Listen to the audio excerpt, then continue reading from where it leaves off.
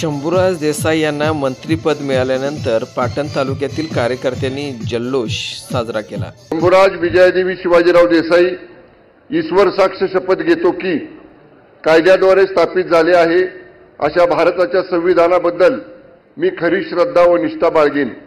मी भारताची सार्वभौमता व एकात्मता उन्नत राखीन। मी महाराष्ट्र राज्याचा मंत्री म्हणून माझी कामे निष्ठापूर्वक व सत्सद विवेक बुद्धीने पार पाडीन आणि संविधान व कायदा यानुसार सर्व तऱ्हेच्या लोकांना मी निर्भयपणे व निपक्षपातीपणे तसेच कोणाच्याही विषयी ममत्व भाव किंवा आकस न बाळगता न्याय वागणूक देईन।